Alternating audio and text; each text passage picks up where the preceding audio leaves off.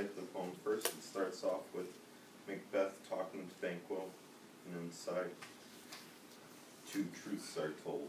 As happy prologues to the swelling act of the imperial theme, I thank you, gentlemen. This supernatural solace cannot be ill, cannot be good.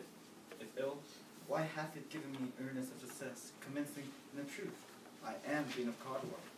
If good, why do I yield to that suggestion whose horrid image doth fix my hair, and make my seated heart knock at my ribs against the use of nature?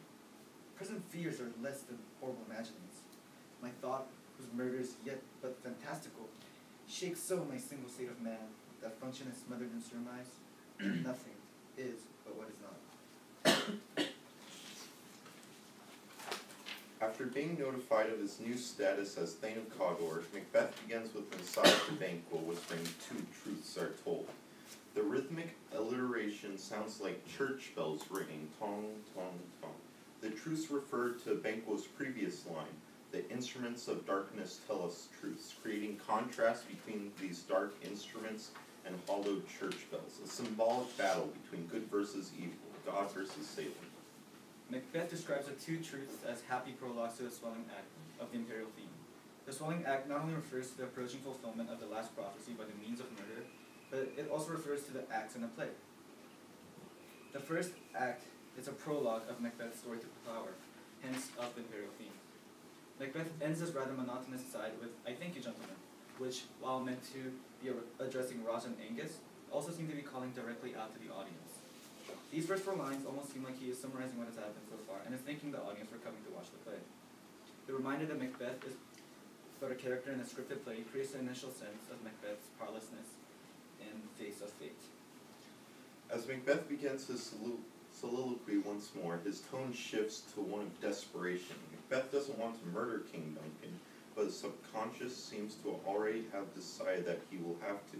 He is chased by and even afraid of his own thoughts of murder that creep upon him, and is powerless against the flow of fate. Supernatural soliciting makes use of an alliteration of the S consonant, as does smothered in surmise in the lines that follow. The S sound is reminiscent of a hissing snake. This, along with his heart knocking out his ribs, is an echo of the Garden of Eden, and the serpent that deceived Eve, who was formed from Adam's ribs. In Genesis of the Bible, God gave humans dominion over all the animals, including the snake that deceived Eve. In the same way, Macbeth's subconscious has already decided to murder Duncan, who should have dominion over him. In fact, in Act 1, Scene 5, Lady Macbeth tells Macbeth to be the serpent. Macbeth's inability to control himself shows through as he lets himself be controlled by his subconscious thoughts and his wife. Macbeth also speaks in parallel structures to weigh out the good and the ill of the prophecy. The paired anaphoras are like two ends of a scale trying to balance out. Overtly, Macbeth is considered the best course of action, but looking into it deeper, Macbeth's judgment is underlined with a growing sense of distress. He cannot decide what to do. The prophecy cannot be ill, but at the same time it also cannot be good. Macbeth is stuck in a paradox.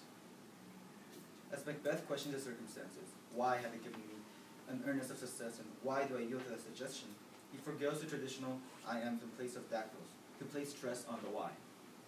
This emphasis on why highlights Macbeth's sense of desperation and insecurity about his own murderous thoughts that grow like a tumor.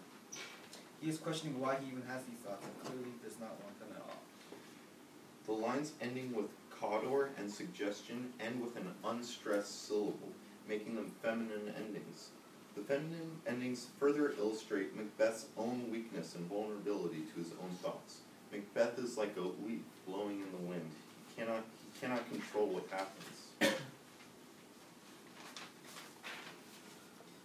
Macbeth is being chased by his own subconscious thoughts and is being consumed by it. His inner turmoil even seeps out to his physical self, unfixing his hair and making his heart knock at his ribs.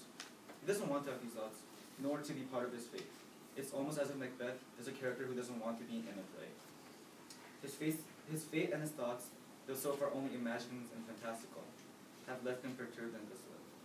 The last line shows that Macbeth will, if not already, succumb to the forces he so desperately is trying to flee from. Nothing is but what is not is a paradox, like the ones found often in the speeches with three witches, such as in the lines, fair is foul and foul is fair, or lesser than Macbeth and greater, or not so happy yet much happier.